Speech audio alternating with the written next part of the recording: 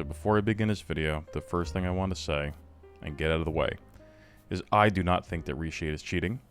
I do not think that people who use ReShade should be viewed as cheaters. And I do not blame or condemn anybody for using ReShade. Now with that being said, I personally do not use ReShade. I do not use it out of an altruistic notion of fairness. I simply don't use it because it crashes my game. That's it. If it didn't crash my game, I would absolutely use it. Because to not use it would put me at a huge disadvantage. In my opinion, this is creating a big problem. And that problem is that now you must have third-party software to be at the most competitive you can be in Star Citizen. And in this video, I'm going to show a couple examples of me temporarily downloading and using it to highlight some of the real uses that it has, including the Crosshair overlay. But before we get to that, let's discuss the thread. The thread was posted by a user named Prighton, and it's called ReShade is Fair and Balanced Part 2. I will include a link to it in my description.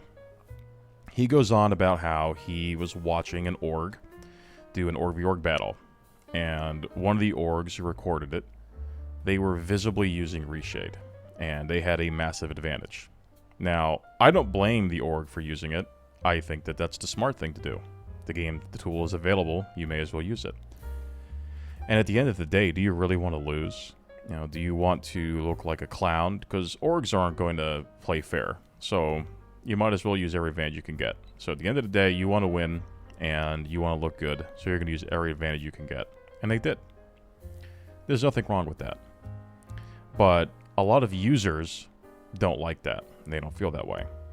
As you scroll down the thread, you'll notice that a lot of the users, the top comments even, are people who absolutely hate ReShade. And they hate it because they don't want to be forced to use it. They hate it because they don't want to have to use a third-party program to be competitive. And they rightfully and correctly bring up other games which have blacklisted it. Escape from Tarkov, the most cheater-filled game out there with the most, ratty type of people in it, right? Has ReShade blacklisted.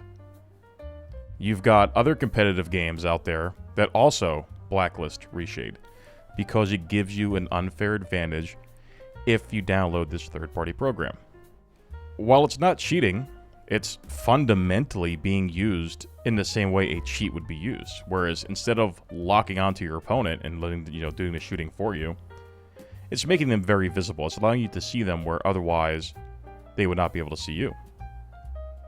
It's really no different than if you played old school Counter-Strike back in the day, or any of the old Half-Life mods, and you were able to download models that were bright, very brightly colored, very extravagant, and they allowed you to see them more easily and shoot them. It's no different than if you played World of Tanks, and you were to download the skins that highlighted where to shoot on the tanks, or made the tanks very visible back when you could do that, and you could see them easier, and then it highlighted where to shoot them for maximum, penetration. How is ReShade any different? Those were turned off in those games for a reason.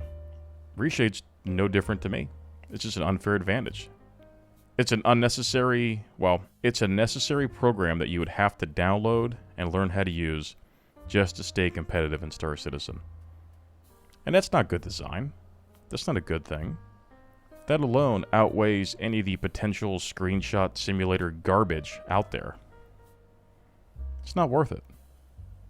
So I went and I downloaded ReShade. And I wanted to show people here what I use it for.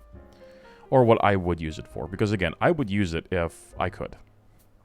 But the biggest thing that ReShade does is I think it highlights the issues that Star Citizen has and that CIG is not fixing. The first issue that I'm going to show you is going to be the crosshairs. The weapons are inaccurate. The weapons do not go where they say they're going to go. The optics will lie to you. They will go somewhere else. If you have ReShade with a crosshair on, and you could do the same thing with a monitor crosshair, but we're going to use ReShade as an example. If you have that crosshair enabled, you will hit 100% of the time where that crosshair is. If you're jumping, if you're falling, if you're crouching, if you're running, it does not matter. So long as that crosshair is visible, your shots will go there. You would ignore the iron sights, you would ignore the optics, and you would rely 100% on the crosshairs. Let's check this out. Alright, so ReShade is pretty interesting. A lot of the weapons in this game are completely misaligned, and you can see that right off the bat right now on my screen. Where I'm aiming at his head, my gun would be going a different direction. So it's going to be shooting in actuality up and to the right, even though my holosight is on his head. So let's take a shot.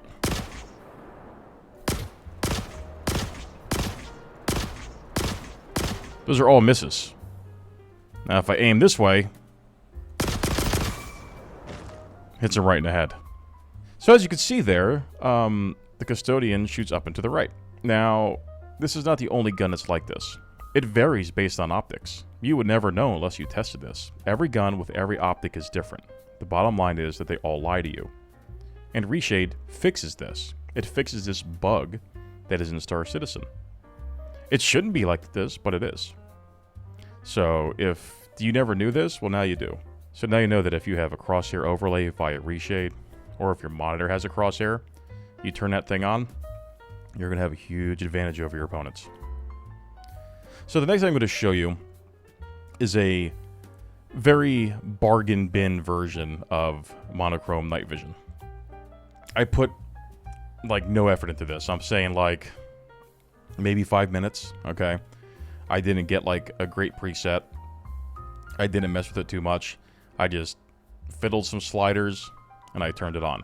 But you're going to see how effective it is even with this minimal amount of effort put in. Alright, so we're going to show the night vision version up. This is not the most advanced version. This is something that was thrown together very ad hoc. But I would say find a bad guy out here. Where's he at? I don't see him. This isn't even the darkest planet. But let's turn it on and see if we can see him. And just like that, he stands out pretty visibly, right? Just with that one setting. And again, this is like a very low-end version of what other players are using. Here he is, very visible. Here he is, not so visible. So there you go. Daymar is not the darkest planet. I couldn't really reliably see him until, and even knowing where he was, but as soon as I turned on that shader option, he started to pop out a bit more. He started to stand out, and my eye could catch it. And that's not the darkest planet, and that's not the best reset either, okay? That's definitely not the best preset. But you can kind of see what I'm going with here. So, to kind of conclude this video and wrap things up, my opinion is this. ReShade's got to go. It absolutely has to go. It's bad for the integrity of Star Citizen. I don't fault anybody for using it. That's a smart thing to do. But if this game already has way too many things that make it hard to approach for new players. From peripherals, to expensive hardware, to just the game itself being difficult to play. Adding on the necessity of ReShade, so that you have a fighting chance against somebody on the planet, is awful, and it's an easy fix. But it also highlights what CIG actually needs to fix in a game. Give us some night vision, give us some FLIR, fix your optics, fix your game. Stop relying on third-party content to do what your game should do right out of the box. It's been over 10 years now.